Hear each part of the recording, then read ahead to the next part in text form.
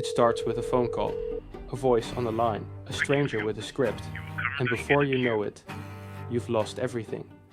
This is the story of a $10 billion empire built on fear, and the one scam ring that thought it could never fall until it did.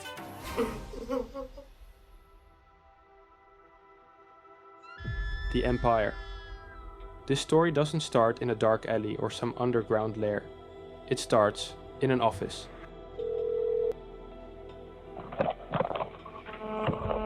Thank you for calling this report. My name is Victor. How may I help? Rows of desks, fluorescent lights humming, phones ringing non-stop, people in headsets saying, So tell me, miss, how can I help you today? in the 90s, this was India's big break. Outsourcing. Western companies couldn't get enough of it. Cheap labor, English speakers, endless supply of workers.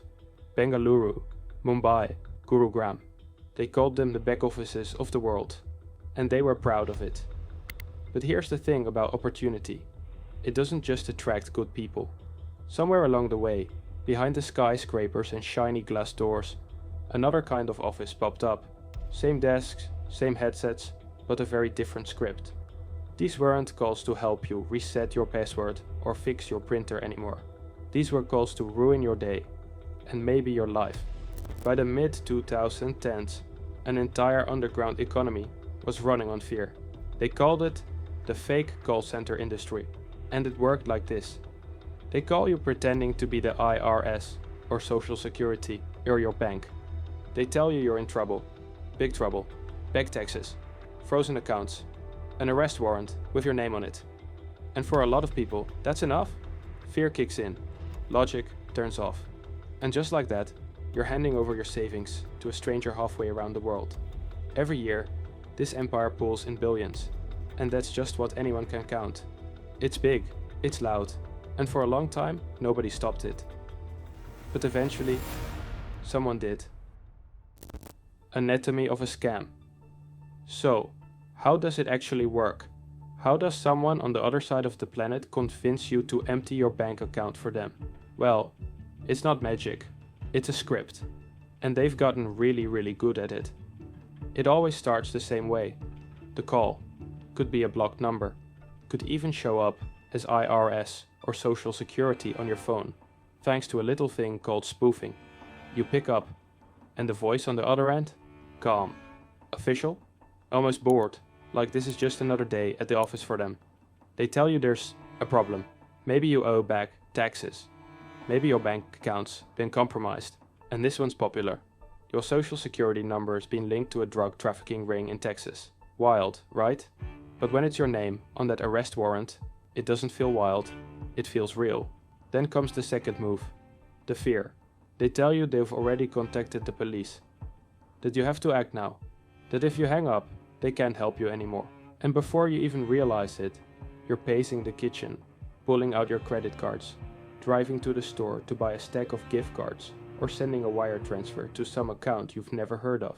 They keep you on the phone the entire time. That's part of the trick. They don't let you stop and think. They don't let you talk to anyone else, just them. And by the time you hang up, it's gone. And here's the brutal part. It's not even personal. You're just one name, on a spreadsheet. They'll move on to the next, and the next, and the next. It's a machine, a well-oiled, fear-driven machine. And for years, it kept printing money. The story of Pranav Patel. But every empire has cracks. And in this one, those cracks started with a guy named Pranav Patel. Pranav wasn't the mastermind, not the guy in the shadows running the whole operation. But he was important. He was the guy who made it all real. The one who showed up to collect. See, most of these scams work because they're faceless. Money just disappears into an account somewhere, and nobody sees who actually picks it up. But Patel, he was the runner, the mule, the guy who physically took the cash, the gold, the debit cards, straight from the victim's hands, and funneled it back to the people running the show in India. For a while, it worked perfectly, too perfectly. He and his crew moved across Florida, New Jersey, California, wherever the victims were. An 85-year-old woman in San Diego gave him over $12,000. Another victim in Hayward, California, handed over stacks of gift cards, 276 of them, worth $136,000. And in Florida, one victim was convinced to liquidate everything, cash and gold, and give it all to Patel. Over and over again, he showed up at front doors and mailboxes, pretending to be some kind of federal agent, collecting what these terrified people thought would save them from arrest. All in all, he moved almost $2 million this way. $2 million. From the hands of scared elderly people straight into the black hole of the fake call center empire. But here's the thing about showing up in person. You leave footprints, you leave cameras, you leave witnesses. And in 2024, the FBI started putting the pieces together. Security footage, phone records, fake IDs, all of it led straight to him. And finally, the machine met resistance. The takedown. By the time they caught up with him, Pranav Patel had been running his little part of the empire for years. He probably thought he was invisible, but he wasn't. In 2024, the FBI made their move. They'd been quietly watching, tracking packages, following him from door to door, building a case. And when they finally knocked on his door, it was over. In court, it all came spilling out. The fake call centers in India, the scripts, the victims, the cash, the gold, the gift cards. And Patel, the guy collecting it all, stood there, surrounded by evidence. He pled guilty. No deal, no excuses. In June 2025, a federal judge sentenced him to 75 months in prison. That's over 6 years. And he was ordered to forfeit almost $2 million back to the victims. But it didn't stop there. The people above him, the call center operators in India, were also exposed. Some were arrested, others disappeared. And the US runners who helped him move money, they're serving time too. For once, the victims, the people who had sat alone in kitchens crying into their phones, got to see justice happen.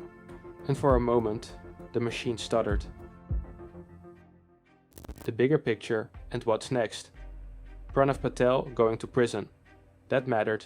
For the victims, for the families, for the headlines, it was something. But let's be honest, the machine didn't stop. Because this empire, this fake call center industry, it's not one guy, it's not even one building, it's thousands, spread across cities, slums, high-rises, basements, anywhere you can fit some desks and Wi-Fi. Every time one ring gets shut down, 2 more spring up. Why? Because it works. Because fear still works. Because poverty still pushes people into these jobs, and greed still pulls money out of victims' pockets. The scary truth is, the empire is bigger than ever. $10 billion a year. And that's just the part we can see. So what now? What can you actually do? Well, start here. If someone calls claiming you owe money, or you're under investigation, hang up. Call the real number. Check for yourself. Talk to someone you trust before you act, and report it, even if you didn't fall for it. Because every report helps someone else avoid the same trap. The empire runs on silence, and people being too scared or too ashamed to say anything. But the more we talk about it, the more we drag it into the light, the harder it becomes for them to hide. And one day, maybe, the machine stops for good.